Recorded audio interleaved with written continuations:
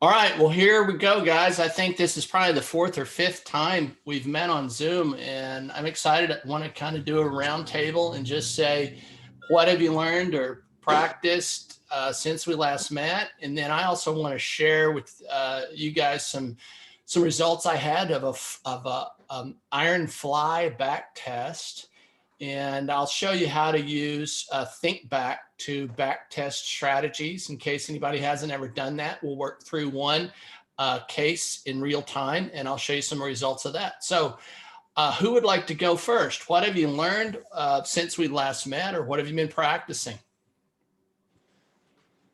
I can go. I haven't been practicing. Sorry, it's been busy. But I've been closing my trades if it goes like at 40, less than 50%. Okay, so you've been taking things off at 50% of max value, which is one of the Yes. things Tasty Trade suggests. And anybody know why they would suggest that? I've seen it, but I don't know why. So You don't I'd know like to why? know. Anybody I'd like to- anybody know why Tasty Trade would have you take off, especially strangles at 50% of max value, or on take off your naked puts? I don't know why. Well, it lowers your variance. And if you're holding something that just maybe has 10 cents or 25 cents left in it, for the risk you're taking, you may not have much juice left in that lemon. What does variance mean? What does lowers your variance mean? What variance means is kind of the swings that you go through. I mean, both Johnny and Jamal know that when you play Omaha, your swings are bigger than it is when you play Hold'em. Hold'em, you can kind of just be kind of consistent and not experience some big variance, but you better have a bankroll that can take the variance of the bigger dips and swings. Mm-hmm. Mm-hmm. So really the goal, especially for folks as they age, Greg, is to just kind of have slower, consistent, reliable returns. Yes. Yes. That's what I'm exactly seeking. So. And so taking things off at 50% of max value now, I'm a kind of guy that sees lots of opportunities. So the other thing it enables you is to capture some buying power so you can put it to use. Sometimes I don't take things off until I find something that I want. I think like a kid in a candy store, find something that I think is actually better. Yep. Take it off. Yep. All right. Yep. Well, thanks, Nancy. Anybody else? What are you learning or practicing since we last met? I haven't been active on trade diff, which has bothered me, but in part because I only want to learn the things that are really helpful to me now. I shouldn't say only. What I mean is I don't mind introductions to all of this, because then it's like, I got a little catalog on what it is and I know about it, but I know that I'll have to, whether it be 2 months or 3 months or 6 months from now, when I actually pick it up and use it, I'll have to brush up on it seriously again. Yeah. And so I'm trying to focus on obviously my health, we've been through that, but I'm trying to focus on credit spreads, because I know those are what I can use, right? And they have significant value to me. And also I want to focus on this JOIF, Jim Olson Iron Fly. Jim Olson Iron Fly. Okay, well, you should find today's piece interesting, I think. Yeah, and so that has such value to me. It's like, well, I can learn about these other things because I know I might start employing them. I see others employing them in their strategies as I'm reading. I just cannot believe the wealth of information on the Tasty Trade options. Yeah. It's incredible. It's just amazing, especially when people are posting their results and you can tell they're not lying. They're obviously real. It's like, wow. I mean, it's a major wow. Yeah. So that gives me incentive to get excited. And then it's just a matter of what Johnny was spelling out today. And he and I were chatting about it. It's, well, what best product suits you best? And then what best strategy suits you best and why? Because you can't just force yourself to take on, well, today I'm going to do iron flies. Well, they have to fit your personality. You know that. Yeah. And if it doesn't fit your personality, you're like, well, I'm sort of wasting time because I'll probably screw up either due to boredom or overexcitement or whatever, you know what I mean? Or Right. whatever your issues are mentally that you got to overcome in trading. So let me kind of reflect. What I hear you saying is that you're most wanting to learn things that are immediately applicable to you right now. Yeah, that's true. Right? Things That's true. that's useful. But And I'm not closed-minded. I do want to sure. keep an open ear. Like if, oh, Dale's doing a quick session on, or whatever, he's going to train us on this. That's stupid to say, no, I don't want to learn it. You know what I mean? Yeah, But but you got a but limited then, amount of time. So the thing that's most important to you is learn something that you can immediately put into practice. And I think that's consistent with the way most adult learners, kids will learn just for the sake of learning. And most adults, they want to learn something that's applicable to them right now. yes. Mm-hmm. One of the criteria you mentioned, kind of learning something that fits your style. And one of the most important criteria that I think of is how much time do you want to allocate to it? Because there's some people that have a demanding full-time job and they can't be in front of the computer all the time watching something. So they want to kind of do something where they can set it and forget it, and a little more passive kind of approach. And there's other people who may, aspire to do it for a living at some point. So at that point, it's a lot more active. So, but Well, I think that's one of the most important criteria is how much time do you have to allocate to it? And then how much time do you want to allocate to it? exactly. On that point, for instance, when I'm coming across Iron Fly and reading more about it, it's like, wow, you're kidding me. And so one of the guys pointed out on the forum that, well, you can accomplish this in the first hour, or as Dale's doing a modified version, you can accomplish it at the best time, which might be lunchtime. Yeah. And I figured, that return on time in front of the screen is super valuable. Yet for me, having been an ES and CL trader for years, I can't wait to marry my knowledge of the market all day long with these either credit spreads or JOIF or zero DTE or whatever, and put that all together. I'm very excited about it. It's just a matter of getting to it. Cool. So, all right. Well, Jamal and Johnny, OJ, what about you guys? So I've been trying pretty much the strategies that we've been talking about, and I kind of so far everything that's been working for me has been the trades that I took long term, like the 45-day spreads. Last week and a half, I've been kind of watching what Johnny was doing, and I was trying to replicate it, kind of follow suit, where I was taking some trades that were short-term trades that were closing either that Friday, or like last Friday, I even took one that was closing that same day, but I didn't have a lot of success with it. Like I took an AMD trade and it only made me like $80. And then traded Neo a few times. And one of my questions that I think would be is like, for what we do as an option seller, what is the perfect time of the day to actually take the trade or get into that trade? Because as a day trader, or normally the morning, the first 2 hours is where all the volume is, and then it kind of dies down for the rest of the day. But if we're trying to buy something long-term for 45 days, do we want to wait till that volume dies down and buy at the slow time? Or do we miss that train if we wait? Like ideally, what's your best time to get into a trade if you're going to go in? If you're going to hold something for 30 to 45 days, I don't think it matters much what time of the day you get in. If you're doing kind of a 0 days to expiration, I think I like to wait and give it maybe the first hour to kind of figure out what the market's going to do. They say that it's the amateur hour is in the first hour.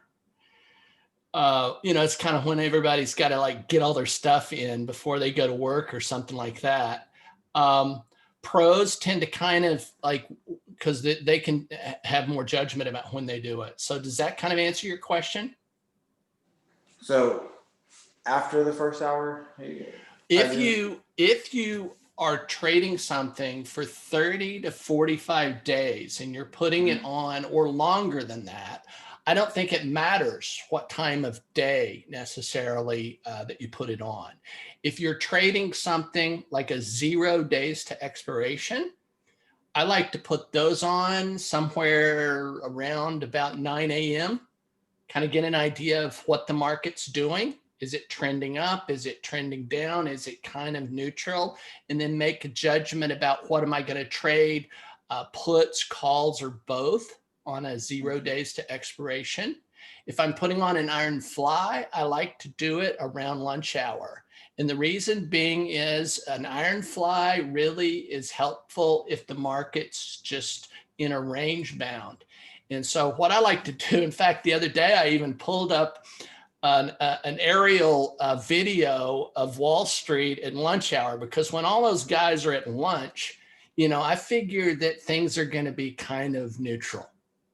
When they come back from lunch and they overcome the lunch, after their coffee, whatever, they're ready to go again last few hours. So and I think lately you'll notice that the market takes off late in the day, sometime between about 2 o'clock to market close, you've seen some really big moves, either up or down. I don't want to be in an iron fly when those big moves take off, because you could really get hurt. So the way I kind of view an iron fly, it's kind of like taking something out of the oven. You don't want to hold it very long. You want to get it to the table. And usually you want to do that in about an hour period. Why does that JO iron fly want to enter right at the market within a few seconds of market open? I was like, I can't really. You'd have to ask Jim Olson that. And what I'll show you is I've back tested it through starting at 11:30. And I'll let you guys, and I'll show you how to do the back tester. You're welcome to grab it and test it earlier. I've tested it. I would prefer not to put something on earlier than 10 a.m. just because I got an idea of what the market's doing. And are you doing the exact same thing that he's doing? No, he's kind of putting them on a little earlier. No, but I mean in terms of structure. In terms of structure, very similar. And I'll describe the structure as I set it up. Yeah. OJ, what about you? I've been doing everything under the sun. So trying to understand like what's best for me, and kind of like Jamal, I've learned that my longer trades are the more successful ones. Okay. That's why I've been oscillating. Like Jamal and I are like 1 and 2 every other day. I'll take big swings. I've also been back testing credit spreads. So I took one today that expires tomorrow, which I think hopefully will put me back in the number 1 spot, but we'll see. So right. Other than that, I mean, it's been great because like I've been trying everything on the sun, and kind of like with my age and what my style, I'm looking for an aggressive approach where I want to max value everything. I'm trying to max value just like my poker game.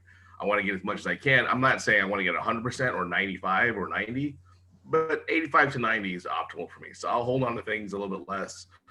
It may slide. I'll get out. I'll have a stop limit that I'll get out on. So with trade diff, it's allowed me to try a lot of different strategies. I'm kind of like honing my own strategies. So I was just sharing with Jamal that, with what I've learned, I took an Amazon credit, kind of like a poor man put a call, I guess, on Amazon, kind of a calendar spread out the end of this year, just to see if I can, get a big play on it, buying a 3,500 call and selling one about a week earlier.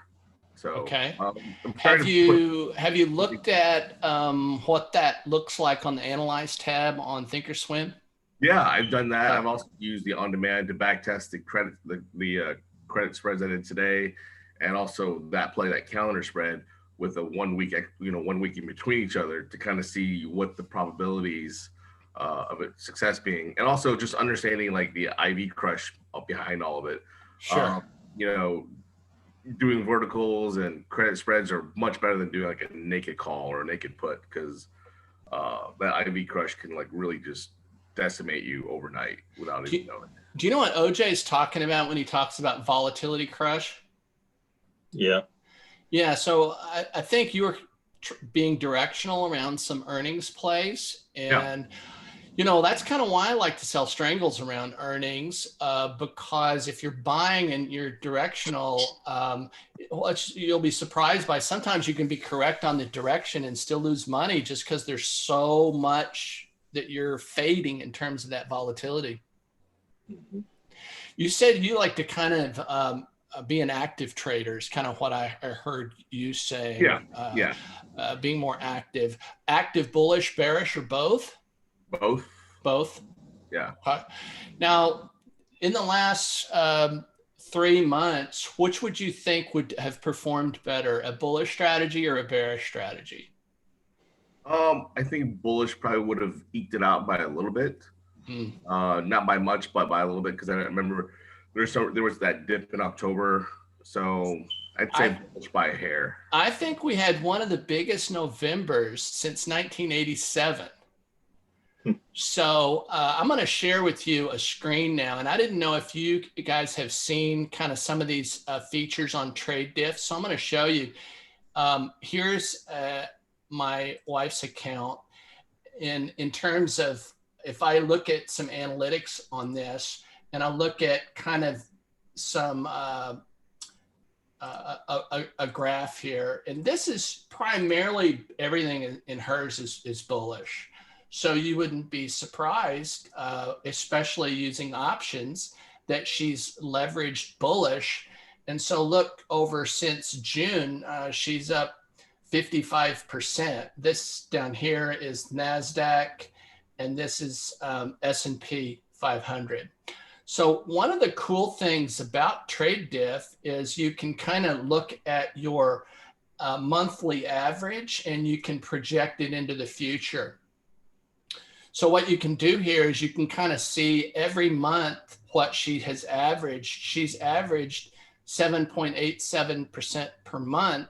And I think she's spoiled because she thinks this is normal, but you can see, you know, what that would end up in 5 years. You get, if you were able to sustain that, you'd have $5 million. You know, she's put like 34,000 into it. So, you know, I think she's spoiled in terms of thinking, oh yeah, you know, we're going to do that. But at the same time, we've been in a very bullish market. So you could expect a leveraged bullish strategy to be successful. So that's kind of a couple cool features I wanted to show you guys, is about kind of how you can show what your average is. You can benchmark against S&P and NASDAQ, and you can also project it into the future. So what I can do, let me just show you guys, and I'll take OJ's, and I will project his kind of into the future here. Nice job on your wife's account, Dale. Yeah. Like, wow. Right. And I think she's maybe put $34,000 into it. So, you know, but I've been doing it for a while. So let's go into here and let me bring in OJ's, and just so, and you guys can do this on your, so if I go into our accounts and look at our contest and bring up the options training contest, and we'll just take, say Jamal's here, and, you know, I can come in here and then do an ROI on that, and just kind of show how he's doing in the contest against certain other indices. And then I can go and I can do a projection on that, an ROI projection here. And, you know, we've just been running this for a month, you know, since September. So you can kind of see this, but if he was able to sustain that, you know, he'd be crushing it, right? Move over Warren Buffett, right? So let me, so those are just a couple features I wanted to show you guys about kind of how to benchmark and how to use it projections.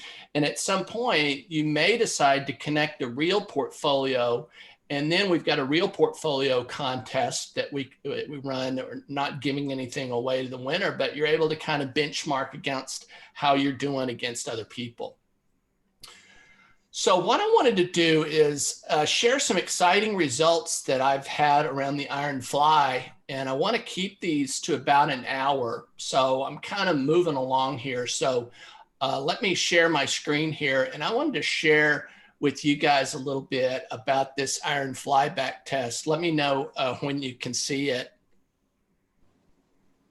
Can you Yep. see it? All right. Yes. So this iron fly back test is what you're doing in an iron fly is you're selling an at the money put and a call and buying wings 50 point wide in the SPX. So this is specifically what I'm, and you'd probably, do it anywhere from, depending upon the size of your account, one contract to 5 or 10, depending upon contract size. In a little bit, I'll actually set one up on Thinkorswim so you can see kind of how much buying power that it takes. So really, I'm putting these on every Monday, Wednesday, and Friday, and I'm putting them on sometime between 10 and 11:30 p.m. For this back test, I did it every Monday, Wednesday, and Friday at 11:30 p.m. I'm taking profits at 12%. So for example, if I collected $12,000, 12% of that would be trying to take $1,440 out of it as profit. If I collected, $13 a contract, that'd be $1,300, and I'm trying to take $156 out of it. So I'm setting a stop loss at 30% of the, so it's actually 130% of the credit that I collected. So obviously, if I collected $1,000, then at 1,300, I'd take it off, if it grew to 1,300. So you'll kind of see what I'm talking about in the second one. I actually set one up. Now for the back test, I did the back test through September, and there was 119 occurrences. And I know, OJ, I know you're kind of a numbers guy, so I may give you my spreadsheet and have you kick it around and see if you can see any faults in it, because I know you kind of like to crunch some numbers here. We had 19 failures, 100 successes. So essentially we had an 84% success rate, which I think is really high. And the total profit was $122.13 per contract, traded between January through September. So if you just traded one contract, you could take that number and multiply it by 100. So your total profit, you'd make $12,213 between January through September trading one contract. What is the cost per contract? In just a second, I'll set one up so you actually see it on Thinkorswim. In other words, that's $13.57 per month profit per contract. Is that at 11:30 our time or 11:30 Central Time? 11:30. Okay. So really what I'll do is I'll stop share, and now I'm going to share another screen. I'm going to have to move you guys around here a little bit, and then I'm going to share screen number 2. Share. Tell me when you see my Thinkorswim. Yep. Yes. All right. So I've got this set up for on demand. And for those of you, you may wonder, how do you set up on demand? And if you click on trade on your real account, there will be this tab that says on demand, and you can click on it. And it's kind of slow. So right now I've set this up for November 27th. I think it takes a few weeks before there's enough data for you to back test. So it's not like you could back test yesterday, something. You kind of have to go back at least a week. So right now it's November 27th, and I'm going to set this guy up at 11:30. So I'm going to set the time here, 11:30 p.m. I'm going to click go. Now it takes a little time to catch up. So you can see, I'll pause it here. SPX is trading at $3,148.30. So I'm going to round to 3,150. So I'm going to go down here and I'm going to set this guy up. So 3,150, 0 DTEs at 11:30. Is that right? It seems like it's not a lot of premium. but let's set it up. So we'll sell this guy. We'll sell this guy. And then we'll go 50 points wide. Now, if you notice that you go out 50 points here, 31.25 is a nickel. So we don't have to go 50 points wide. 5, 10, 15, 20, 25. Let's buy for a nickel there. 5, 10, 15, we'll buy for a nickel here. And I'm not quite sure why it's so cheap here, but maybe it's the VIX level. So if we go out here and we see what VIX was on that day, it was only 11.59. So no wonder we're getting such a small amount of premium. So we'll go in here and there's $4.12. So if we just did one contract here, that's only taken me $3,600 in buying power because my wings were so narrow.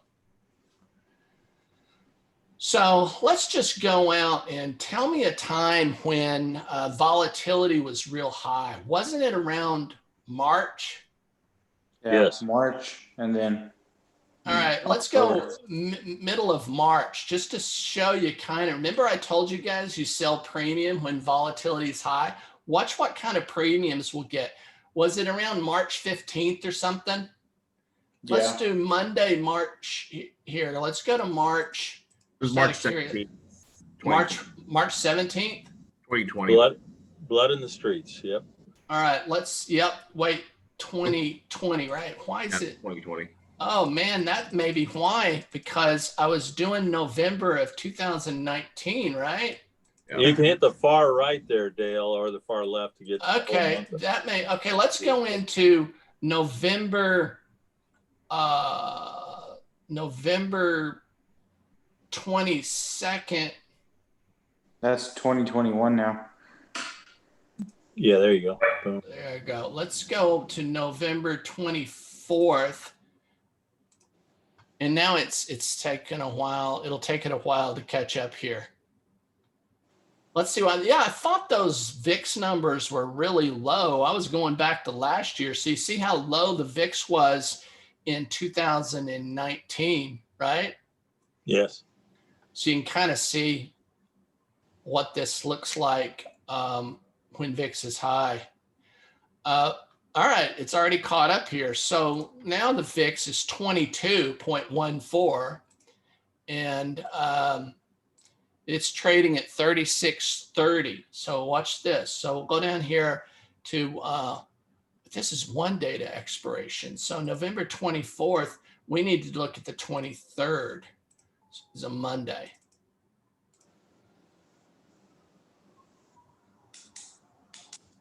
You kind of get an idea. This on demand is a pretty cool tool. So you guys can actually practice some real trades that you're setting up, before you actually put them on and see how they're going to do. Have any of you guys ever used this on demand tool?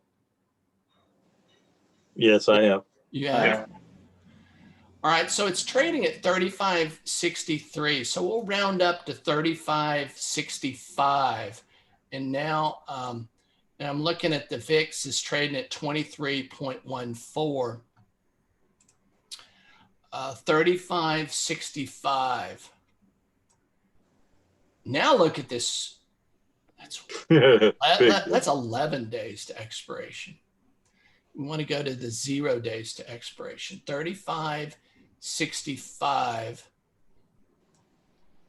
Okay, now look, $7.20 and okay, so 35.65. We'll sell this guy 5, 10, 15, 20, 25, 30, 35, 40, 45, 50, 35.65.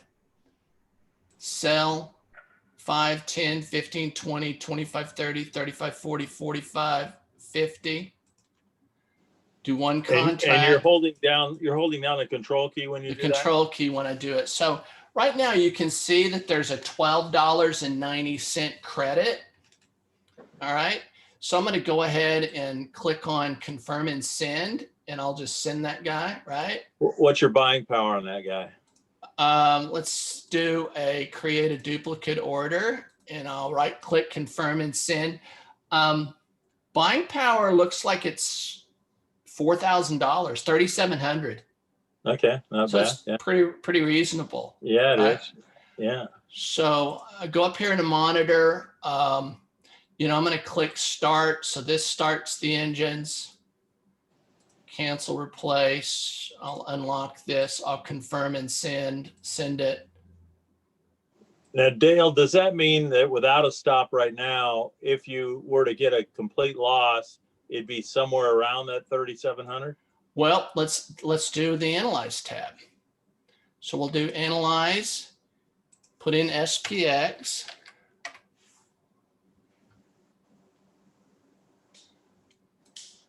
You always want to make sure that you've clicked the thing that you want to analyze. So we'll click on these two guys. Your maximum loss is always defined by the width of your wings. Mm-hmm.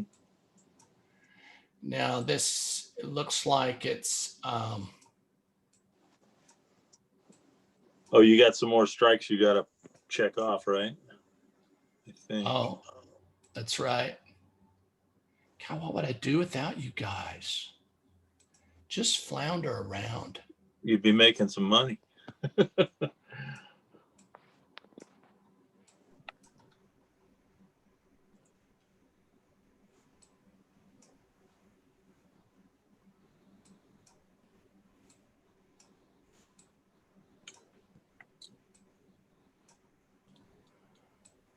And your two dates are correct, right? Yeah. This needs to be, so it's November. See, this is kind of jacked up because let's see, I've put it on. Golly, that's some old trades that I've got in here and not that current one. So let me take those off and put these on. That's the reason I was confused here. So let's find this November one that we've got put on. See, I've got all these old, there it is. So I'm going to check these four. So it's at the bottom. Yeah. Okay. Yep. And then I would have to say that I put this on, the date I put it on would be November 23rd.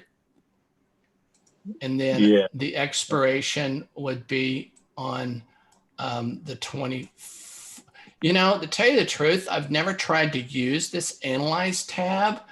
I think that's right. I think that's right. You got a 24th up top and a 23rd down there. So I don't know why it's, let's say, I think I have to do this on the 20. I'm not sure why it's not showing up right. Down below, you got to be 23rd, right? See the date. That's right. And I think you'll have, then I'm pretty sure, but not positive. And then that should be the 24th. And it changed the lower one, darn it. I don't know why it changed the lower one to 24th too. See the date there on the lower? It automatically changed it. I don't know why. It should go back to 23rd, right?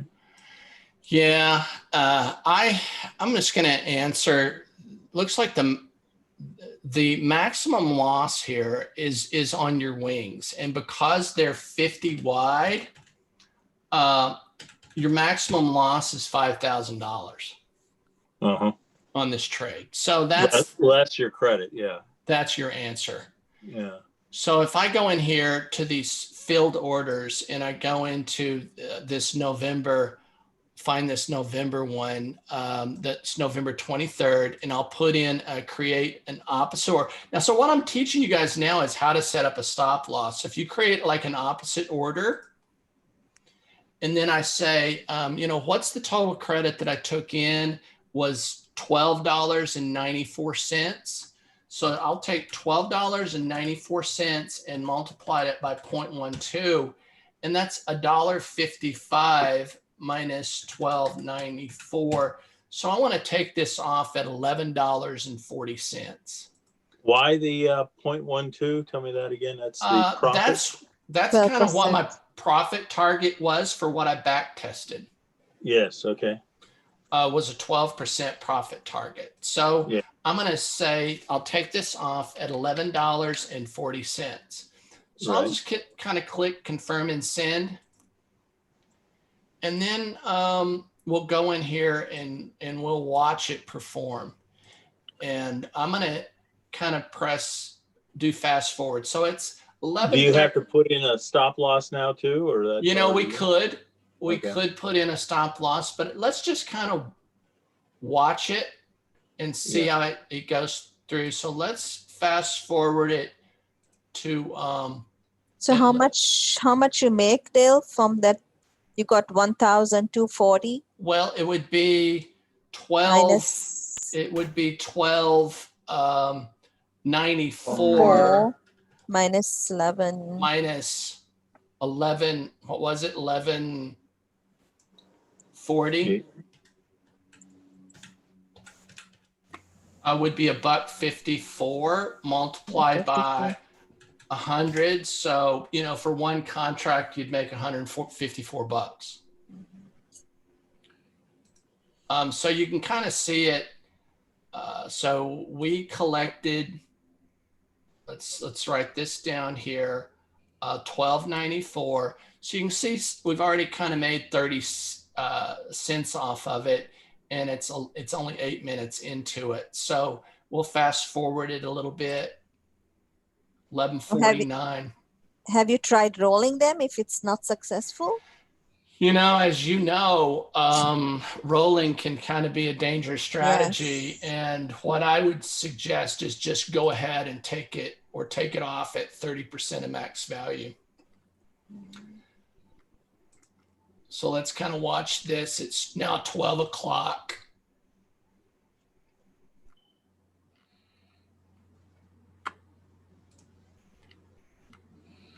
I'm slightly confused on the 12% profit and the 30% max profit.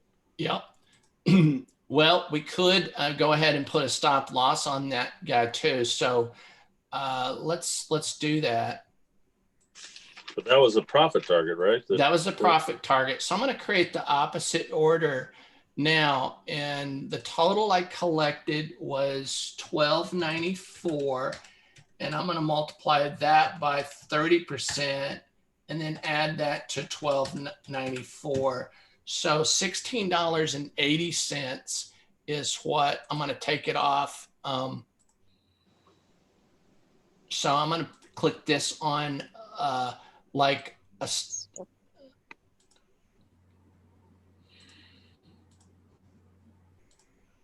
stop limit, and I'm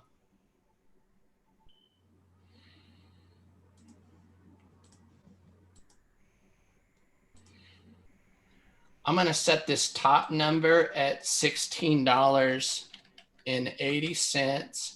I'm going to set this bottom number 30 cents away from it, $16.50.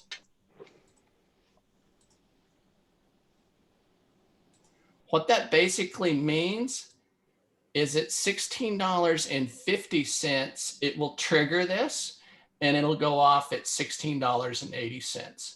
So right now it's trading at $13.45. So we collected what, $12.94, and you can go see what SPX is trading at.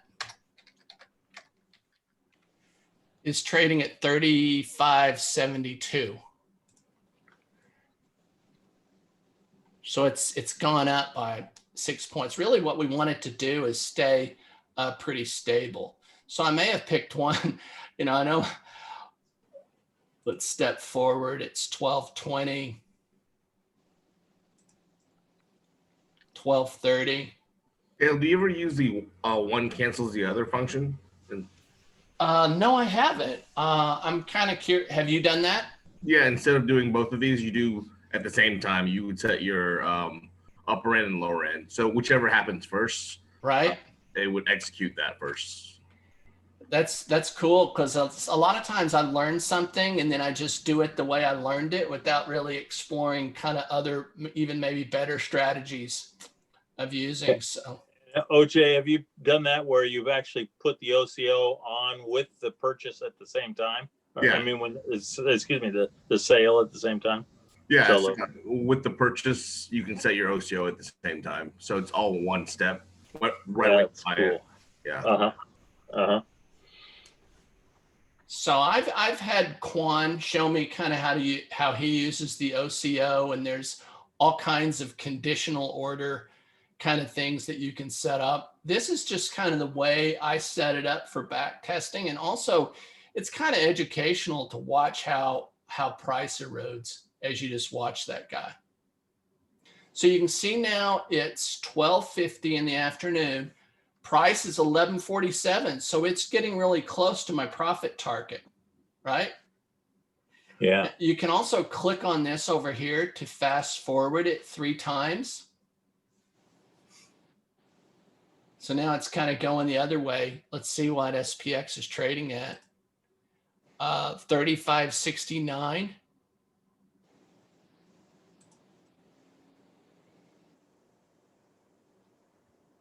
Have you allowed it to expire worthless or no? Well, I have, and it's kind of like landing an airplane, and it can be really dangerous. I did it one time, and I did a YouTube video, and it was kind of like, hold on, Wilbur, we're going to land this thing, and I was putting on other trades to manage it. It was just, it's crazy and chaotic, and you could see some pretty huge losses along the way.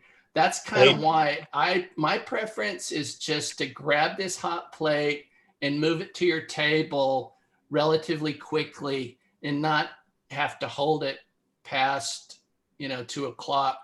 So really what I'd be doing is I'd be thinking here, it's 154. Wall Street's coming back. I might even choose to take my profits. So if I stop this guy and took my profits at $11.80, I've made $1. And if I did 5 of these contracts, I've made $500. So kind of what I like to do is I'm watching it and I'm visualizing when these guys are finishing lunch, and I'm thinking, okay, they're trickling back. I'm even doing sometimes watching like a video of Wall Street and them coming back. Yeah. So I have just found that it's a high probability trade, but if you get a little greedy and you're waiting on 10 cents, all of a sudden it can go crazy. And now, what time do you stop? 1 o'clock our time? Yeah, I start thinking about it. Actually, I think I haven't back tested earlier results, but I think it's also successful. So, I'd start looking at the possibility of as early as 10:30. And have you tried any other thresholds for profit taking, like 15 or 18 or 20? No, I haven't. I tested these 2 strategies and I found that they worked. And I can show you kind of, let me show you just the Excel spreadsheet that I did for Iron Flies. Hey Dale, how close does it come out when you actually close the trade out to, how close do you come to the 12 and the 30 when it hits either one? How close does it actually get real? I mean, what is the real realization? How close does it get to the 12? Oh, I'm not quite sure I understand. You'll see it start to get within like 10 cents and you slowly see, and then eventually it's kind of got to get below it so that it's in between the bid and the ask price, right? Well, what I'm really asking is, you planned on 12% profit and 30% stop loss. And then when you actually execute the trade, what's it come in at when it hits one of those 2? How real is that 12 and 30, I guess? It'll hit it exactly. Okay. And then it'll take you out of it. So when it takes your 12, you're like, okay, thank you very much for the money. And you just take it and you'll look at, some other trades. So, because you're looking at an incredible efficiency of your time. Yeah. Especially if you're eating lunch at the same time. Right. Well, exactly. So let me kind of, and I've now, I need to find, I've got so many kind of windows open now, and I've moved them all around. So let me find my screen share with you guys. About like a 5% ROI on the play every day. Yeah. Okay. Annually, that'd be what? It's amazing. 5% every Monday, Wednesday, and Friday. Yeah, depending on how much capital you have at risk. Right. OJ, I'll show you my Excel spreadsheets. This basically, here's what I did. And I'm not an Excel expert, but Tammy knows a lot more about Excel. You guys probably have a better use of Excel than I do. So I basically put my date here. I wrote down my strike price. I wrote down what VIX was. I wrote down what my 12% profit target was, what my 30% loss amount was. So if it hit the loss, then it brings the loss over to my P&L. If it hit the profit, it brought the profit over. So you can kind of see how it did. And then I added it all up through the end of September. And the results I told you were described were these results. So, Pretty awesome. my favorite trade. So I've taken you guys through like a miniature case study, and I want to be respectful of our time at 5 p.m. So Is that one contract or was it 5 that you were testing? I did it just for one. Oh, okay. Wow, that's great. So if you did 5, like you usually do, it'd be 60K. Yeah. And so I'm doing it it depends on my buying power. If I'm in a smaller account and I can only take 3, I'll do 3. If it's a larger account and I can take 10, I'll do 10, and medium-sized accounts, like 5. So OJ, TJ is regularly doing it with a pretty small account with 5 contracts. He's a little bit more of a gambler, sometimes he likes to try to can take off his stop losses and just try and fly and land in, and he's taking some pretty big swings and he's working while he's doing it. So, he's just, but so it kind of, I wouldn't recommend it. I like to kind of apportion my time. In the morning, I like to kind of set up my 0 DTE trades by 10 a.m. Then the next thing I'm thinking about doing is doing some iron flies. Then I come back and things get crazy about 2 o'clock. I like to do some scalps, directional scalps. So with all the accounts you manage, are you able to duplicate the same trade for all accounts quickly? Not all accounts, but I will do it for 4 accounts. Some of the other accounts are kind of more buy and hold, and I don't really actively trade them as much. So 4 to 5, I'm doing the iron fly on 4 to 5 accounts. So let me just recap real quick. The iron flies, is this mostly a bullish trade? Iron fly is a neutral trade. Okay. So what's the best scenario on you'll get your max money? The best scenario is it closes, it pins that strike price, and you'll win the trifecta. If you knew where SPX was going to close at the end of the day, you'd be rich. But it'd be 1,300 instead of your 12%. You get all 1,300. You'd get that entire amount. Yeah. So imagine if you did 10 contracts and you're collecting $13 or $14, that'd be $14,000, every Monday, Wednesday, and Friday if you could peg it. Now, I'm not suggesting that any human could do that. Even the psychic hotline went out of business.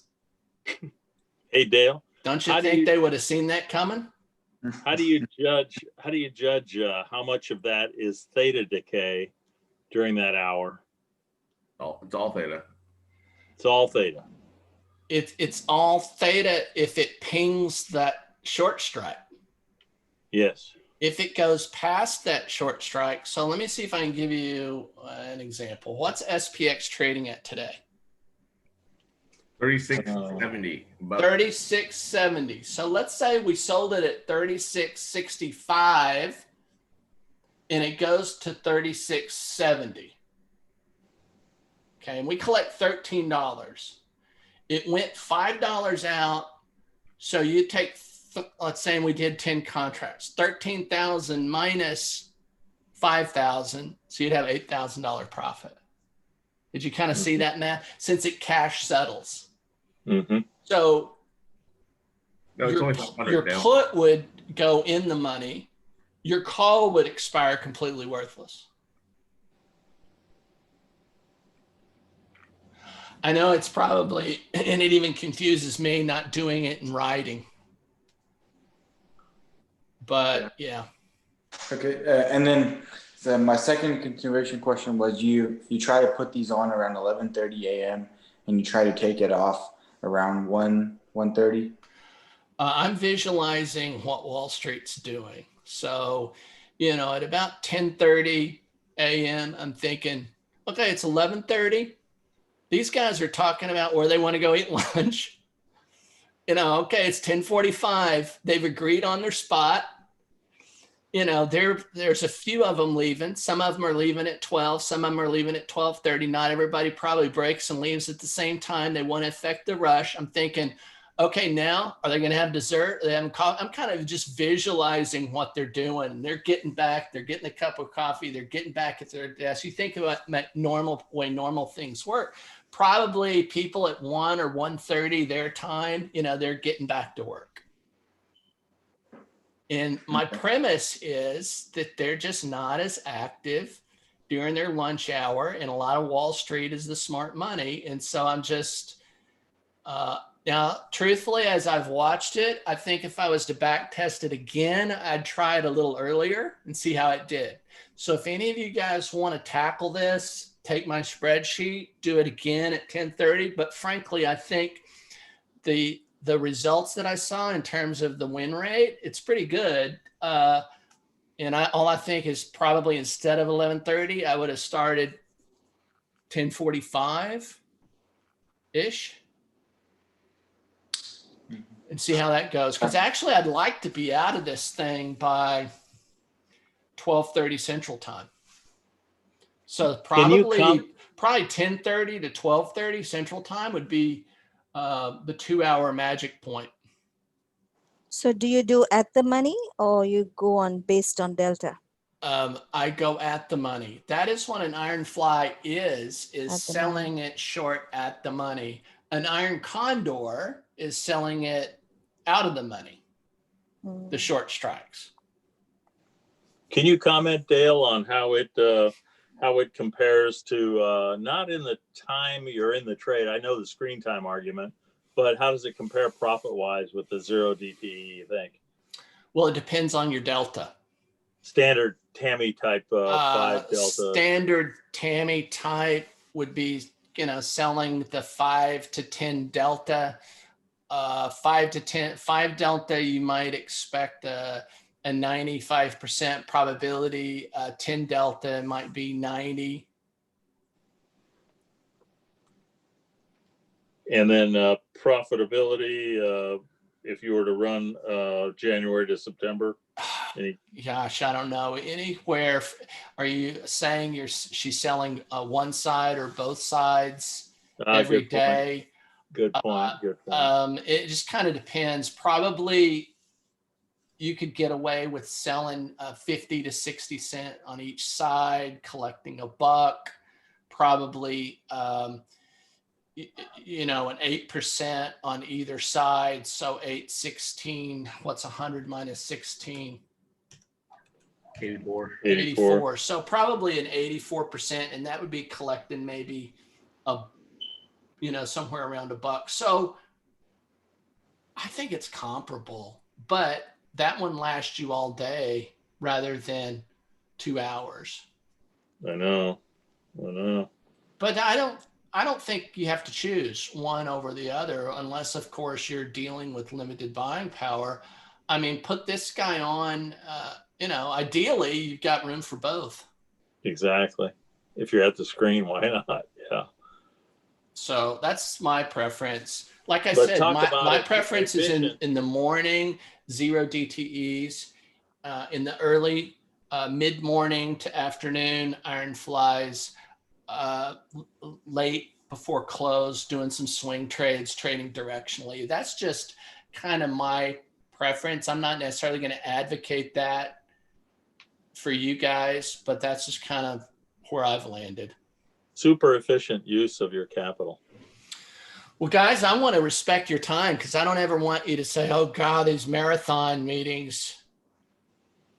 You know, we sometimes in your real work meetings, you'll discuss till you're disgusted. Disgusted. So So I don't ever want to I'm, get to the level of disgust. So what you got, Jamal? we can try this on this trade diff as well, right? The contest, this Ironfly. We don't trade SPX. You can't trade it on trade Oh. diff on SPX. Okay. You could try it on SPY.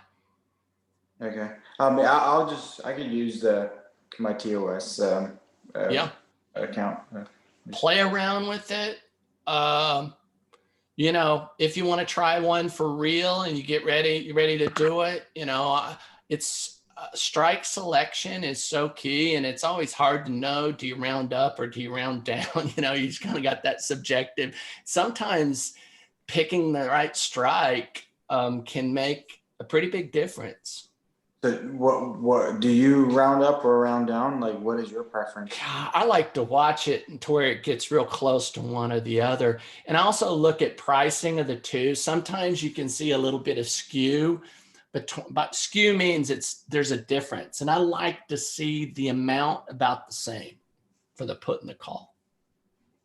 Okay. Have you ever thought about doing like a script to where it executes that same trade every day for you? I personally haven't because I don't have the competence. I'm not a programmer.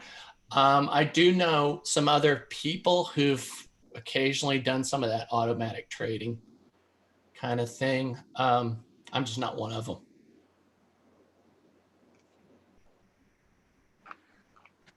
Sounds good. All right. Any other closing questions? No, I think this was pretty good. I really like this trade. I'm excited to try it out. Yeah, I kind of like it too. TJ and I are pretty active in doing it. I've got another group online that, you know, we're always I'm even trying out some other signals. So far, I haven't found any signals that beats just this random kind of lunchtime Wall Street lunch hour trade. Maybe we could name it. Yeah. I'm usually move not, over Jim Olson. Yeah, I'm usually not trading during that time anyway because there's no volume. So Yeah. this will be a fun thing to try. Yeah. Greg mentioned it. Jim Olson's a guy like Tammy who's kind of became known as the Jim Olson Iron Fly. And even online, people use that acronym, JOIF trade. And I was like, what's that? It's the Jim Olson Iron Fly. So this guy's become that's his baby, right? It just makes no sense to me why he would trade the open when it makes a lot more sense to trade it during lunch. It's weird. Well, yeah, he kind of just tries to take a buck out of it. Yeah. I think we're going to call it the DPIF. And it works for him. So, you know, if any of you guys want to try and back test different things, if you find, I'd be happy to share my data with you. Take it and run with it. If you can find anything that's better, I tend to kind of do the trade until I find something that I think improves it. Yeah. If you don't mind, I would love to take a look at the Excel sheet just so I can try those numbers out. Okay. If that's not private. No, it's not. I'll share it with you. You want it too, OJ? Or if all of you want it, I can just ship it to you. Or I can put it in that shared file folder I don't know how well that's working. Online. Yeah, whatever. Okay. Either way. All right. I'll make sure that I get it to you. Email might be. But what made you settle on 12%? You know, Tammy mentioned it, and I don't know where she got it from, but I just took it and said, without anything else, I knew I'd kind of heard the philosophy of the lunch hour blues or the doldrum, and then Tammy mentioned 12 and 30, and so I just took it and ran with it, and it worked pretty well. Okay. Max value. I think there was a few of them that went all the way to expiration. Probably on average, it took an hour and a half to get that 12%. Ideally, I'd like to get out of something before 2 o'clock, but just because I think my experience has been things pick up and get kind of crazy that last hour Yeah. of the trading. So I just don't want to be in it when, it's shooting up because it goes way outside your range. And all of a sudden now you see profit just go, just start like going Yeah. down the drain. And 13 points in SPX is really nothing. So make it happen pretty quick and wipe you out. Yeah. It makes sense. So that's my little analogy, the hot plate analogy. You want to get it, you get it to your table, serve it, ship it, Eat it. eat it. Next, on to the next trade. So rather than like poker, kind of like crying about what you could have made, you're just like, all right, let's just win a lot of smaller pots. It's kind of why I'm thinking. If you find something and then you're able to perfect a strategy to fly that baby in and hit the trifecta, you can hit them every now and then, but they're few and far between. Guys, thanks. Enjoyed it. We'll see you next time. Very much. Thank See you on you. Slack. Thank you, Dale. Thank Thanks you. a lot. Bye. Thank you.